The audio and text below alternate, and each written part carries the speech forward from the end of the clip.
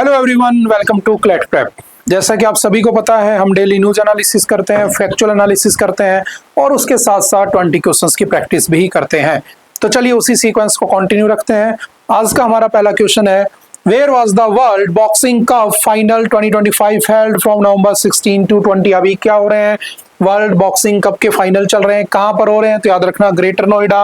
Option number B is the right answer. Simple सा याद रखना वन लाइनर में। नेक्स्ट है उतुर उनकू वोल्केनो। जो आपका उतुर उनकू वोल्केनो है, that was recently seen in the news. कौन से देश में? तो याद रखना बोलीविया। ठीक है, इसके अंदर जो नीचे वोल्केनोज हमने पढ़े थे, एक्टिव, डोरमेंट और जो डेड वोल्केनोज होते हैं, उनके नीचे जो आपकी प्लेट्स होती हैं उनके नीचे से निकलते हैं बेसिकली। तो वहां पर यहाँ पर कुछ हलचल होती नजर आ रही है हॉटस्पॉट्स के अंदर, तो इस वजह से न्यूज में आ गया। ठीक है, वन लाइनर में याद रखना। वोल्केनोज, अर्थक्वेक्स, ये हमने वर्ल्ड ज्योग्राफी में पढ़ा हुआ है ऑलरेडी। नेक्स्ट है वृंदावनी वस्त्र is associated with which Indian state. कौन से स्टेट से वृंदावनी वस्त्र अटैच्ड है? तो याद रखना आसाम। अब वृंदावनी वस्त्र जो है बेसिकली ये कला है। ठीक है, इसमें दो कारीगर एक साथ लगते हैं और फिर वो क्या करते हैं, जो आपके भगवान, जो आपके श्री कृष्ण है ना, कृष्ण जी, उसके वस्त्र बनाए गए, कपड़े बनाए गए, जो बहुत पहले की कलाकारी है, जो म्यूजियम में रखी हुई है ब्रिटेन में। तो वही जो आपके आसाम के जो चीफ मिनिस्टर है, उन्होंने कहा कि हम जाएंगे और वहां से उसे वापस लेकर आएंगे, तो ये न्यूज में आ गया। ठीक है, सिल्क और कपड़े के जो वस्त्र हैं उनको कहा गया है। तो वृंदावनी वस्त्र कहाँ का है? आसाम, ये ध्यान रखना। Which Indian archer won the men's compound gold at the GT Open Indoor World Series, जो कि लग्जमबर्ग में हो रही है। तो किसने जीता है गोल्ड मेडल? तो सिंपल सा याद रखना आपका Kushal Dalal. Option number C is the right answer. KD Kushal Dalal is the right answer. The Maram tribe is mainly found in which state. तो आपने पढ़ा होगा बहुत सारी ट्राइब्स हैं यहाँ पर ना, संथाल ट्राइब, हट्टी ट्राइब। तो पूछ रहे हैं मरम ट्राइब क्यों न्यूज में है? तो मरम ट्राइब बेसिकली मणिपुर में पाई गई है और इसके लिए सरकार ने 9 करोड़ रुपए का प्रोविजन रखा है, इन्वेस्टमेंट की गई है, ताकि इन लोगों को अपलिफ्ट किया जा सके, इन लोगों का बेनिफिट किया जा सके। दैट इज वाई ये न्यूज में आ गई। तो ऑलमोस्ट 705 के आसपास हमारे पास ट्राइब्स हैं। सब नहीं रखनी होती हैं, अगर कोई न्यूज में होती है साल भर में तो डेफिनेटली वो हमें आनी चाहिए। चलते हैं next. Which Indian aircraft and team participated in the Dubai air show 2025 held on the नवंबर 17-18। तो किसने उसमें पार्टिसिपेट किया? तो याद रखना LCA Tejas and Surya Kiran aerobatic team, इन दोनों ने उसमें पार्टिसिपेट किया। वन लाइनर में याद रखना, सिंपल सा। अंडर मनरेगा, ये हमने एडिटोरियल डिस्कस किया था, जिसमें 27 लाख मनरेगा वर्कर्स के नाम काट दिए गए थे। The minimum number of days of guaranteed wage कितना है? 100 डेज आउट ऑफ 365, और ये रूरल इलाकों के लिए आया था। Which of the following is not permissible work under the MNREGA. आप क्या नहीं कर सकते? वाटर कंजर्वेशन करवाएंगे, rural sanitation, agriculture, land development, SC/STs के लिए, but construction of private residential house आप नहीं कर सकते। Option number D is the right answer. Unskilled काम उसमें करवाया जाता है, ध्यान रखना। What is the statutory time limit for wage payments under the MNREGA? कितना? तो याद रखना काम पूरा होने के विद इन 15 डेज आपको पैसा दे दिया जाएगा, कंप्लीट पैसा दे दिया जाएगा, ये भी ध्यान रखना। Section 3 of the POCSO act 2012 primarily defines किसकी बात करता है? तो याद रखना ये पेनिट्रेटिव सेक्सुअल असोल्ट की बात करता है। ठीक है, कौन सा? सेक्शन 3।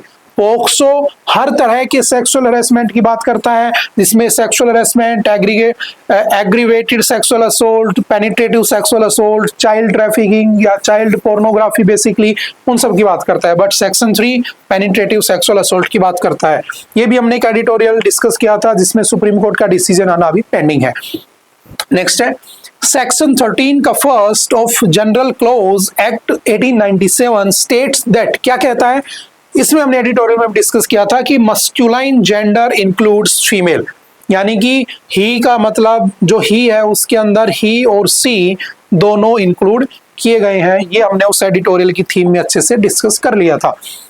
नेक्स्ट है due to the section 13 first of general clause act the phrase he used in any central act legally means, उसका मतलब क्या है? Both male and female. ठीक है, दोनों को उसमें काउंट किया जाएगा। Under the NDPS Act 1985 which part of the cannabis plant is not prohibited। तो याद रखना उसमें जो आपकी लीव्स हैं जिनको हम भांग कहते हैं वो उसमें इंक्लूड नहीं होती है, ये भी ध्यान रखना, उसमें प्रोहिबिटेड नहीं है। इसी के ऊपर एक आर्टिकल था, केरला हाई कोर्ट ने किसी के केस को क्वेश्चन करने की बात आई थी, उसको रिजेक्ट कर दिया था, तो वो हमने डिस्कस किया था आज के एडिटोरियल में। Why is buying bhang from a licensed shops legal but growing cannabis at home illegal?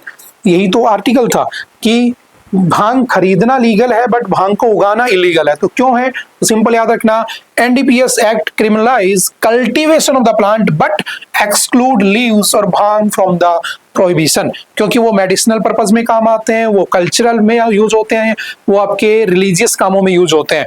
जैसे जब शिवरात्रि होती है तो भांग को घोट के पिया जाता है, तो वो ऐसे अलाउ है रिलीजियसली, ठीक है, ये ध्यान रखना धार्मिक रूप से।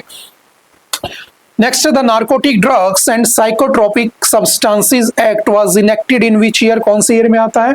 तो ये आता है आपका 1985, that is option number B is the right answer, ठीक है, B is the right answer.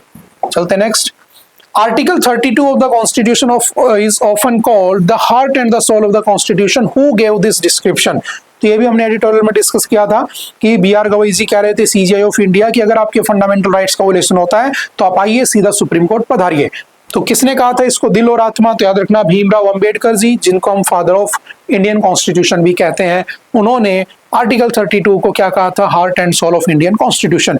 उन्होंने मोस्ट इंपोर्टेंट आर्टिकल किसे कहा था? तो मोस्ट इंपोर्टेंट आर्टिकल कहा था आर्टिकल 13, दैट इज क्या कहता है आपका? Judicial review.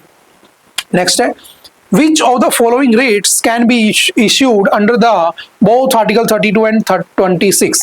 याद रखना ये सुप्रीम कोर्ट को राइट देता है, ये हाई कोर्ट को देता है, ये भी रिट दे सकता है, ये भी रिट दे सकता है, ये सिक्स्थ रिट और देता है, तो ये थोड़ा सा ज्यादा पावरफुल होता है high court in case of issuing writs. और वो कौन सी है? इंजंक्शन, जो कि आर्टिकल 226 में लिखी है। तो कौन सा राइट आंसर हो जाएगा दोनों के रिगार्डिंग? तो ऑल 5 कॉन्स्टिट्यूशनल रिट्स ये दोनों पास कर सकते हैं। Which of the following statements about the article 226 is correct? कौन सा सही है?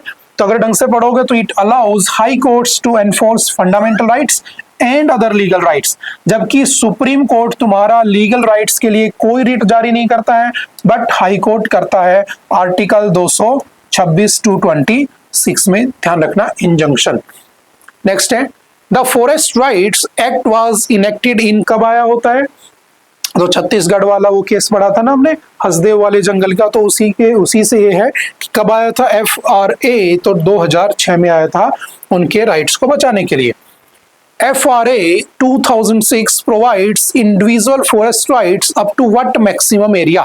तो आप कितने मैक्सिमम एरिया के लिए आपको जमीन दी जा सकती है, ऐसा इसने पूछने की कोशिश की है। तो याद रखना, as actually under occupation maximum 4 hectare, यानी 4 हेक्टेयर तक आपको जमीन रखने का राइट ये देता है, ठीक है। माइनर प्रोड्यूस ये तो आप वहां से निकाल ही सकते हो अपने लाइवलीहुड के लिए, वो अलग बातें हैं, ये हमने एडिटोरियल में डिस्कस कर ली थी अच्छे से। चलते हैं नेक्स्ट। ओके, आई थिंक आज के लिए इतना ही था। आई होप कि आपको बातें समझ में आई होंगी। फिर भी अगर किसी तरह का कोई डाउट रहता है, कोई भी कंफ्यूजन रहता है, तो आप एनी टाइम आकर मिल सकते हैं, पूछ सकते हैं, अपने डाउट को खत्म कर सकते हैं। ओके, बाय बाय, मिलते हैं दोबारा से फिर कभी किसी नेक्स्ट लेक्चर में। Okay, thank you, have a nice day.